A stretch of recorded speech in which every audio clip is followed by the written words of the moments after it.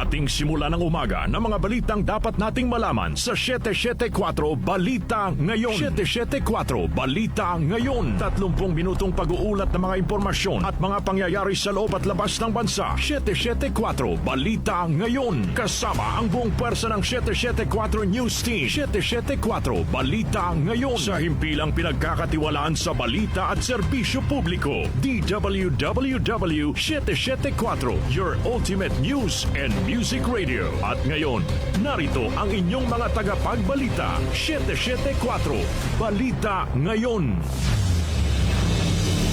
774 Balita Ngayon.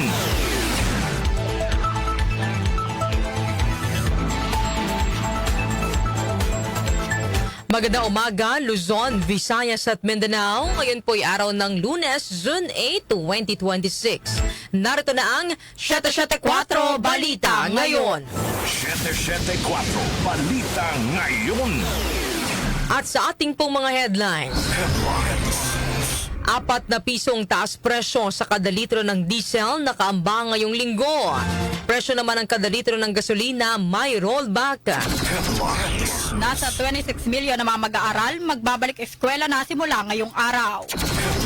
Contractor na si Curly Discaya ililipat na ngayong araw sa kustodiya ng DILG. Senador Erwin Tulfon nagsorry kasunod ng kanyang mga agresibong pahayag laban sa mga kapwa-senador. Napolcom kinundina ang hit and run incident sa SLEX kung saan biktima ang isang miyembro ng PNP HPG. 3 OFW nasaktan sa pag-atake sa airport sa Kuwait noong June 3. Metro News, 7 million pesos na halaga ng smuggled na carrots nasabat ng DA at BOC sa Port of Manila. Science and Technology News, rare jade vine na ispatan sa Quezon Protected Landscape. National News, sa Sablayan Occidental Mindoro kabilang sa 14 na bagong biosphere reserve ng UNESCO. Para naman sa ating music trivia, kaarawan ngayon ng Welsh singer na nagpasikat ng mga awiting Total Eclipse of the Heart at If I Sing You a Love Song. Sino siya? Alamin. Balitang kakaiba, isang eskwelahan sa New Jersey nire-require ang kanilang freshman students na mag-hiking. Oras po natin, 6:40 ng umaga. Kami po ang iyong tagapagbalita, Darlene Olanyo. At Rose May Miranda. Narito naman ang detalye ng mga balita. 774 Balita Ngayon. Taas presyo sa kada litro ng diesel ang sasalubong sa mga motorista ngayong linggo. Sa pagtaya ng mga taga-industriya ng langis, nakasaad na tataas ng 4 pesos hanggang 4 pesos and 50 centavos ang presyo ng kada litro ng diesel.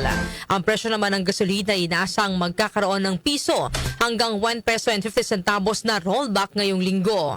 Ang mixed oil price adjustment ngayong linggo ay bunsod pa rin ng walang kasiguraduhang peace deal na nagiging hadlang sa diplomatic progress at nagpapalakas ng pangamba sa posibleng karagdagang pagkaantala sa supply ng langis. 774 Balita Ngayon. Aabot sa 26 milyong mag-aaral ang magbabalik eskwela simula ngayong araw para sa school year 2026 to 2027. Ayon kay DepEd Assistant Secretary Jocelyn Andaya, hanggang noong Biyernes, nasa 26 milyon na ang bilang ng mga mag-aaral na nakapagpa-enroll na. Inihayag ni Andaya na 26.4 milyon ang kabuuang bilang ng enrollees na inaasahan ng DepEd ngayong panibagong school year na halos kapareho na nakaraang taon. Inaasahan namang tataas pa ang naturang bilang dahil tiyak anyang mayroon pang mga mag-aaral na habol hanggang sa katapusan ng Hunyo. Ito ay dahil ilang estudyante anya, lalo na sa senior high school, ang hindi agad nakakapag-enroll dahil sa trabaho, habang iba naman ay mula pa sa probinsya. Nilinaw naman ni Andaya na tuloy ang pagbubukas ng klase ngayong araw, taliwas sa kumakalat online na posibleng iurong ito.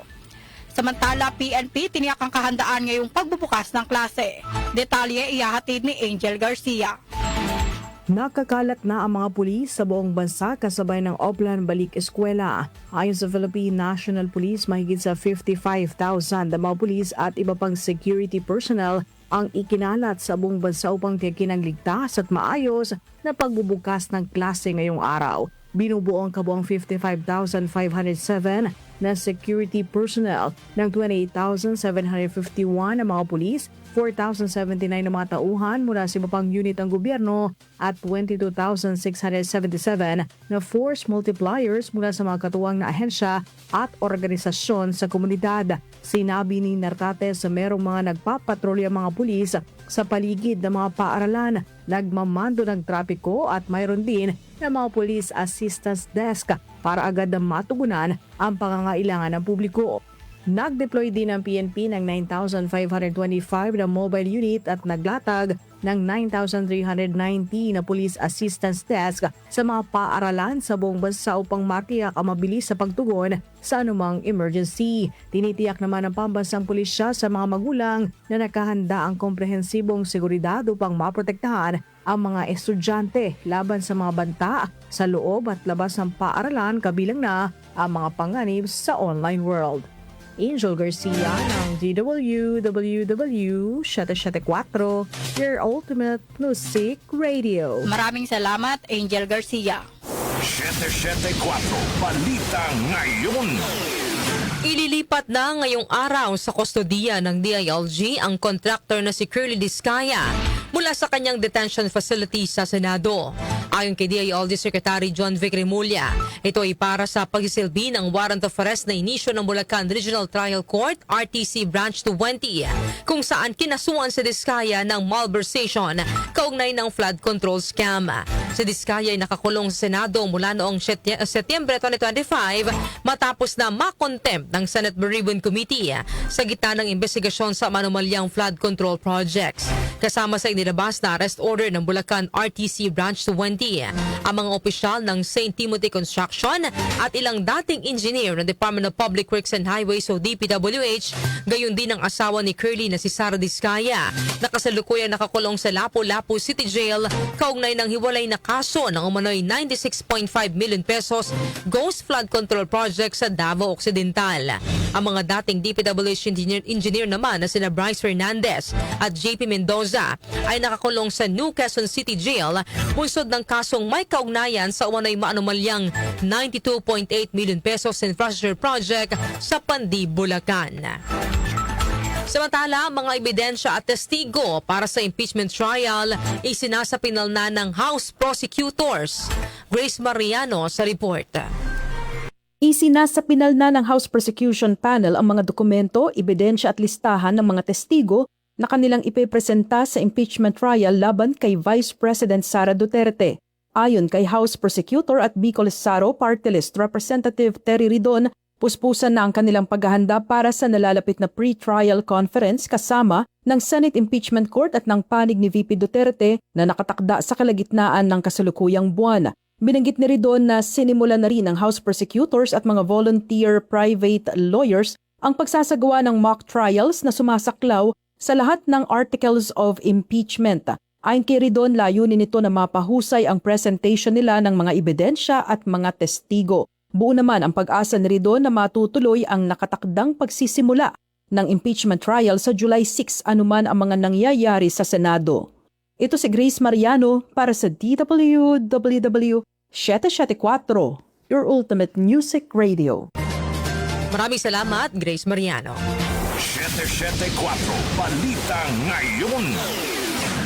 Humingi naman ng paumanhin si Senador Erwin Tulfo sa kanya mga naging agresibong pahayag laban sa kanya mga kasamahan sa Senado. Sa pahayag na inilabas ni Tulfo, humingi ito ng paumanhin sa kanya na sabi na ipapaaresto niya at kakalad ka rin si Senador Alan Peter Cayetano kung muli itong magsasagawa ng hindi otorisadong pagdinig.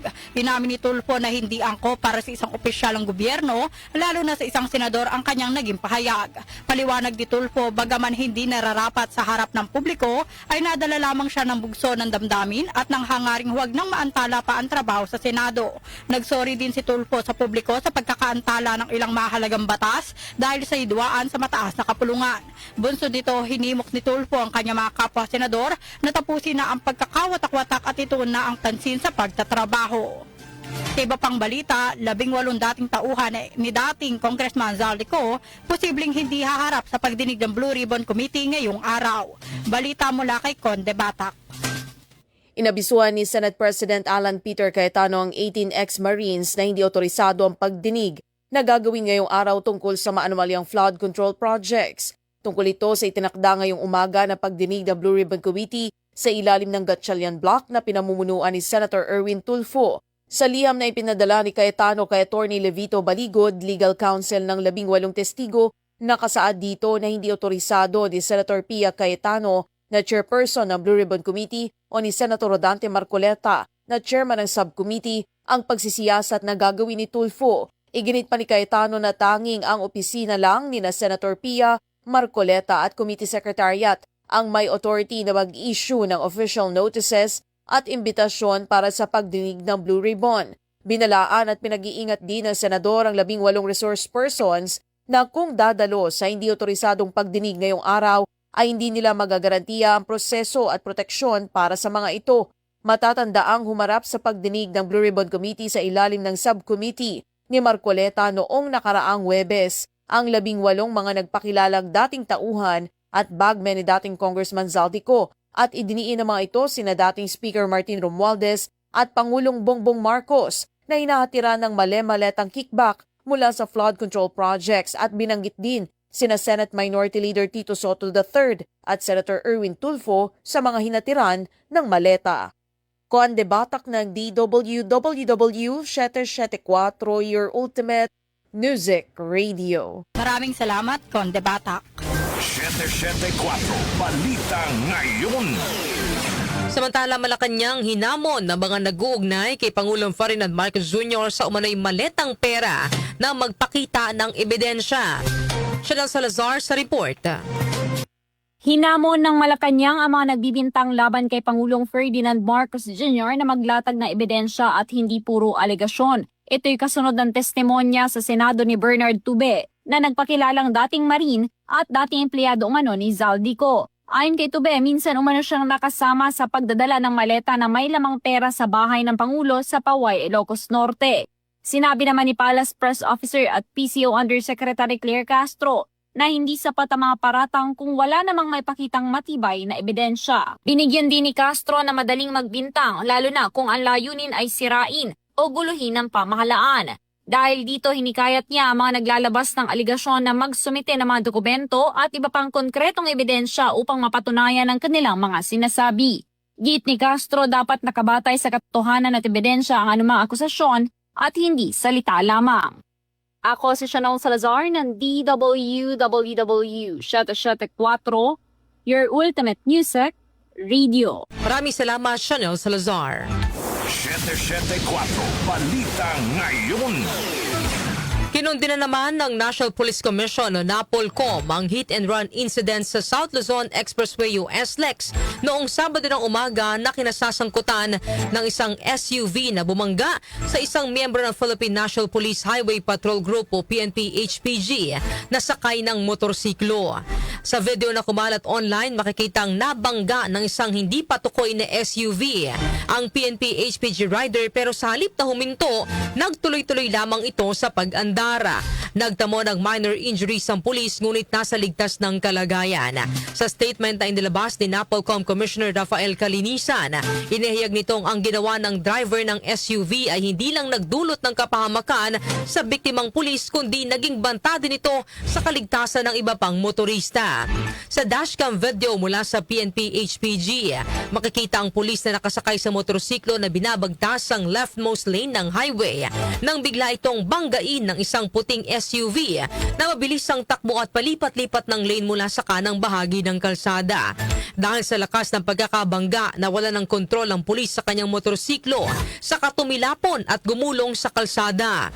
Sa kabila ng aksidente, nakatayo pa rin ang pulis at nagawa pang alalayan ang paparating ng mga sasakyan palayo sa pinangyarihan ng aksidente. Samantala, sinabi naman ng Land Transportation Office o LTO na maglalabas sila ng show cause order laban sa driver ng SUV. Ayon kay LTO Chief Marcos Lacalinaw, walang ibang maaaring ikatwiran ang driver ng SUV dahil malinaw niya na overspeeding ito at sinadya niyang banggain ang pulis. 774 Balita Ngayon. Tatlong OFW ang nasaktan sa drone attack sa Kuwait International Airport noong June 3. Ayon kay Migrant Worker Secretary Hans Leo Kakdak, ang mga nasaktan na OFW ay pawang mga airport personnel. Isa sa mga ito ang ospital makaraang makalanghap ng usok habang isa nagtamo ng sugat sa anit at braso. Maayos na ang kalagayan ng mga OFW at nakalabas na ng ospital.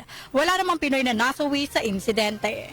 Samantala, mga hakbang sa kaligtasan at seguridad sa ilalim ng Oplan Biyaheng Ayos Balik Eskwela 2026, pinaigting ng PCG. Gina Mape sa karagdagan detalye. Patuloy ang pagsasagawa ng Philippine Coast Guard ng masusing pagbabantay at maritime security operations upang matiyak ang ligtas at maayos na paglalakbay ng publiko sa panahon ng Balik Eskwela ngayong 2026-2027.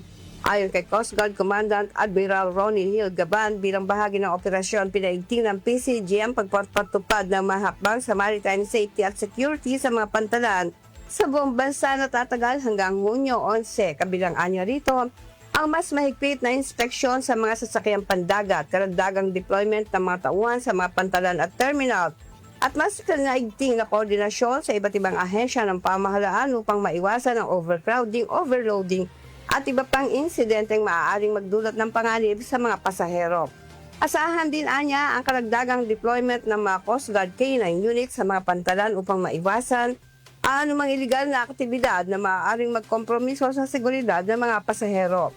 Ang aktibidad na ito ay sinasagawa bilang bahagi ng pagsusulong ng Intensified Community Assistance, Awareness, Response and Enforcement o ICARE program ng PCG na naglalayong palakasin ang pakikipag-ugnayan sa komunidad sa pamamagitan ng mga programang nakatuon sa pagbibigay ng maagap, may malasakit at maaasahang serbisyo para sa kapwa Pilipino. Bahagyan niya ito ng pagtiyak ng PCG sa kaligtasan, seguridad at kaginhawahan ng mga biyahero sa pagpapatupad ng Oplan Biyaheng Ayos Balik Eskwela 2026 ng Department of Transportation. Ako si Gina Mape ng DWWW 774, your ultimate music radio. Maraming salamat, Gina Mape. 774 Balita Ngayon. Oras po natin, 5 minuto. Bago mag-alas 7 ng umaga, kami pa rin po ang iyong tagapagbalita, Darlene Olanyo. At ako naman po si Rosemary Miranda. 774 Balita Ngayon. Metro News. Metro News. Aabot sa mahigit 7 million pesos na halaga ng smuggled na carrots ang nasabat na Department of Agriculture at Bureau of Customs sa Port of Manila. Ang mga shipment na dumating noong March 22 at 25, 2026 sa ilalim ng isang consignee ay diniklara bilang iba't ibang produktong pagkain kabilang ang egg noodles, flat noodles, soya wrappers, fish tofu at wakame salad. Gayunman, sa isinagawang joint inspection ng DA Inspectorate and Enforcement Office, Bureau of Plant Industry at BOC, nakita ang nakatagong mahigit 12,000 na kahon ng sariwang carrots sa mga karton ng egg noodles sa loob ng 4 na container shipment. Natuklasan din ng mga inspektor na malaking bahagi ng mga carrots ay nasira na at may malinaw na palatandaan ng amag, pagkabulok at pinsala sa ugat na indikasyon na hindi na ito ligtas kainin. Isa pang Metro News, Manila LGU nagbabala laban sa isang individual na nagpapakilalang business permit inspector ng lungsod. Detalye po ihatid ni John Nabakiran. Nagpaalala ang pamahalang lungsod ng Maynila sa publiko gayon din sa mga negosyante sa Binondo na mag-ingat laban sa isang individual na nagpapakilalang Albert A. Torres, umano'y business permit inspector ng lungsod at nanghihingi ng pera kaugnay ng business permits, inspection o iba pang transaksyon sa pamahalaan. Ayon kay Director Levi Facundo ng Bureau of Permits, ang nasabing individual ay hindi empleyado, hindi inspektor at walang anumang otoridad na kumakatawan sa pamahalaang lungsod ng Maynila. Paalala pa ni Facundo na ang lahat ng opisyal na bayarin ay dapat gawin tanging sa Taxpayer Business Lounge ng City Treasurer's Office sa Manila City Hall o sa Go Manila app. Anumang transaksyon, paniningil o panghingi ng pera sa labas ng opisyal na proseso ay iligal, hindi pinahihintulutan at hindi kailanman kukonsitihin ng pamahalaang lungsod. Paalala naman ng Manila LGU na anumang kahina-hinalang gawain ay dapat ipagbigay alam sa Bureau of Permits o sa Manila Police District para sa nararapat na investigasyon at aksyon. Ako po si Joe Nabakira ng DWWW 774 Ultimate Music Radio. Maraming salamat, Joanna Bakiran. Foreign exchange rates. Foreign exchange rates. Narito ang update sa ating foreign exchange rates. Ang palitan ng piso kontra dolyar ay nasa 61 pesos and 66 centavos, nasa 71 pesos and 60 cents naman ang palitan ng piso kontra euro, habang ang British pound ay nasa 82 pesos and 76 centavos. Ang palitan naman ng piso kontra Saudi Riyal ay nasa 16 pesos and 41 cents, habang ang Japanese yen ay nasa 39 centavos. Lotto results. Lotto results. Update naman po tayo sa resulta ng Lotto. Iatid po sa atin ni Jackie Maestrado Rubio.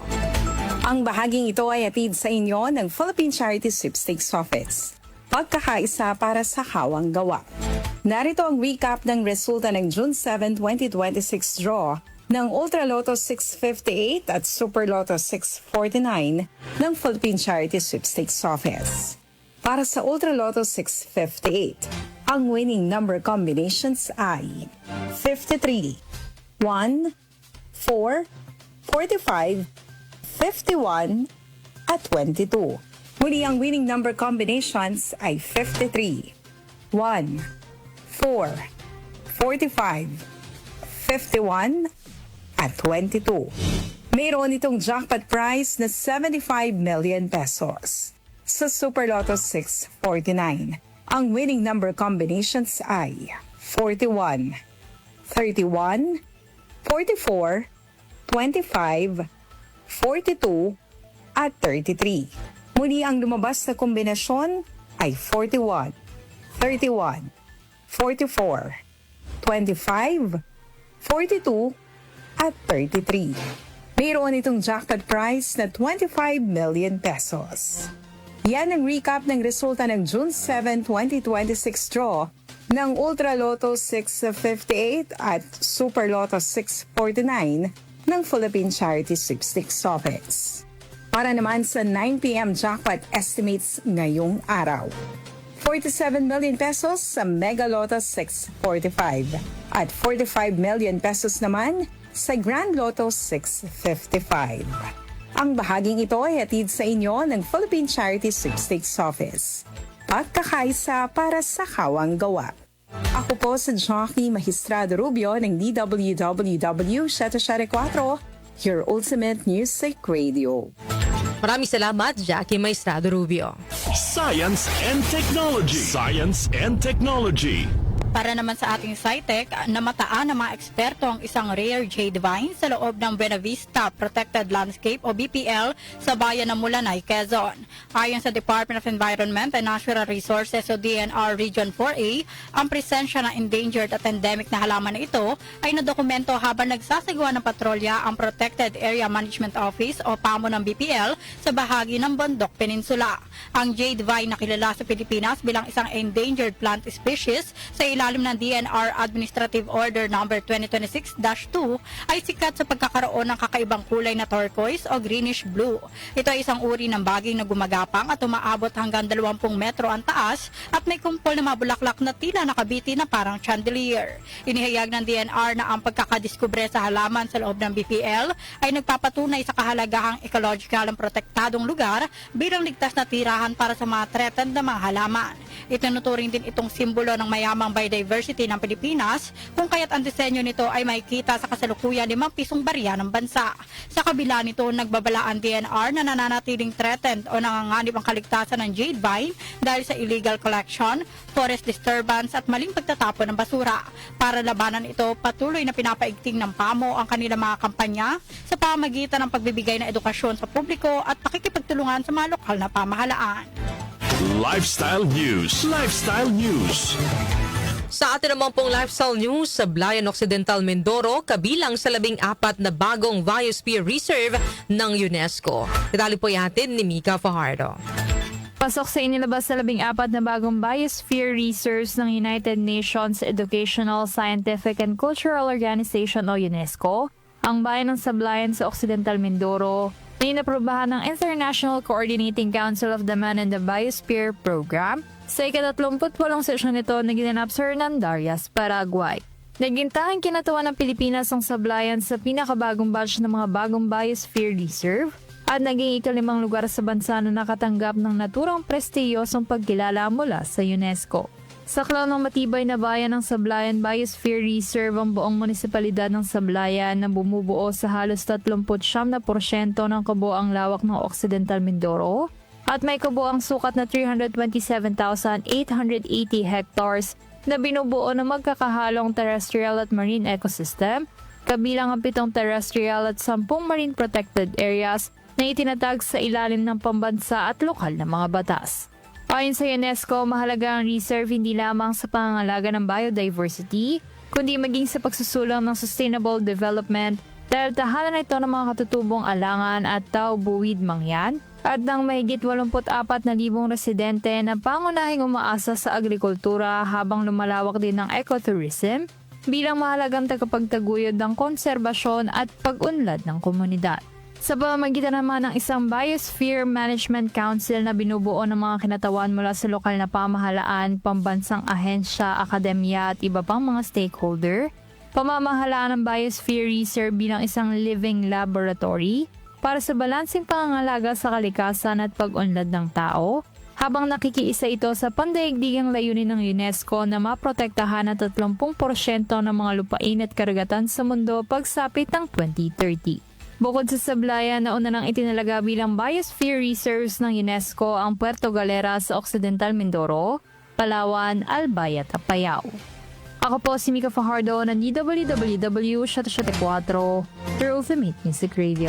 Maraming salamat, Mika Fajardo. Music Trivia. Music Trivia. Kaarawan ngayon ng Welsh singer na nagpasikat ang mga awiting Total Eclipse of the Heart at If I Sing You a Love Song. Sino siya? Alamin natin sa Music Trivia ni Kenny Acosta. Blessed Monday morning, narito na ang hatid ko sa inyong Music Trivia. Kaarawan ngayon ng Welsh singer na si Bonnie Tyler. Isinilang si Tyler bilang si Gaynor Hopkins sa tunay na buhay noong June 8, 1951 sa Skillen, Wales. Agad na nakilala si Tyler sa mundo ng musika dahil sa kanyang distinct husky voice. Umangat ang kanyang karera sa paglalabas ng kanyang 1977 album na may titulong The World Starts Tonight, kung saan bahagi ang mga singles na Lost in France at More Than a Lover. Ang kanyang 1977 singles naman na It's a Heartache ay umabot sa number 4 spot sa UK Singles Chart at number 3 naman sa US Billboard Hot 100. Noong 1980s, lumipat si Tyler sa rock music sa pakikipag-collaborate sa songwriter and producer na si Jim Steinman na nagsulat ng itinuturing na biggest hit ni Tyler na Total Eclipse of the Heart. Ilan pa sa makilalang awitin ni Bonnie Tyler ay ang Holding Out for a Hero, Have You Ever Seen the Rain, at ang If I Sing You a Love Song, habang naglabas din siya ng kanyang bersyon ng awiting Making Love Out of Nothing noong 1995. Sa kanyang music career, nagkaroon na si Bonnie Tyler ng 3 nominasyon sa Grammys at 3 ring Brit Award nominations. At yan, hatid ko sa inyong Music Trivia. Ako po si Kenny Acosta ng DWWW 774, your ultimate music radio. Maraming salamat, Kenny Acosta. Balitang kakaiba. Sa atin naman pong balitang kakaiba. Sa panahon ngayon, nakadalasang nakatutok na sa mga gadget ang mga teenager at nawawalan na ng interaksyon sa iba. Isang eskwelahan naman po sa New Jersey ang hindi sinasantabi ang pagtuturo ng confidence, resilience at kahalagahan ng teamwork sa kanilang mga estudyante. Ito ay sa pamamagitan ng pagre-require sa kanilang mga freshman student na sumama sa isang hiking. Ayon sa administrator ng St. Benedict's Preparatory School sa Newark na si Glenn Cassidy, 5 dekada na nilang ginagawang requirement ang pagsama ng mga freshman students sa 5-day trek sa Appalachian Trail bago sila opisyal na makatuntong sa sophomore. Bago simula ng 5-day hike, sumasailalim muna ang mga mag-aaral sa physical conditioning at team building exercise kung saan sila ay nilalagay sa isang maliit na grupo at bawat estudyante ay bibigyan ng specific na role gaya ng navigator, medic, tagaluto, camp specialist o captain. Inihayag ni Cassidy na bagaman itinuturo sa mga bata ang ilang skill na magagamit nila sa pagsabak sa hiking, hindi naman itinuturo sa mga mag-aaral kung paano sila makakasurvive sa trail. Ito ay dahil nais-anya nilang matutunan ng mga bata na pagtatagumpayan nila ito kung sila ay magtutulungan. Sa uli, matapos ang 5 araw na hiking, sinabi ni Cassidy na bagaman uuwi ang mga bata na pagod at masakit ang katawan, babaunin naman ang mga ito ang mga karanasan at aral na kanilang natutunan.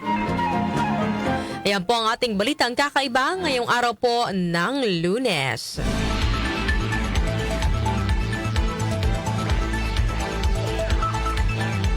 Bago po tayong magtapos sa ating balitaan, ito po muna ang ating katanungan ngayong araw po ng Lunes, June 8, 2026 para po sa ating programang Opinion Mo, Opinion Ko.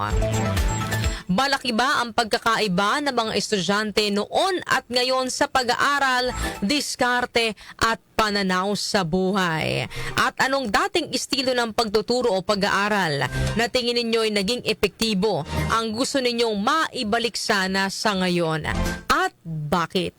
Ayan po ang ating pag-uusapan ngayong araw po ng Lunes, June 8. Back to school episode po tayo dito po sa ating programang Opinion Mo, Opinion Ko. So text na po ang inyo pong mga opinion sa ating text line 0929-321-8738 at maaari din po kayong magpadala ng inyong opinion sa ating Facebook Live at sa ating YouTube channel. Inyo pong narinig ang mga may init na balita ngayong araw po ng Lunes, June 8, 2026. Kami po ang inyong tagapagbalita, Darlene Olanyo. At Rose May Miranda. Napasa inyo ang 774 Balita Ngayon. 774 Balita Ngayon.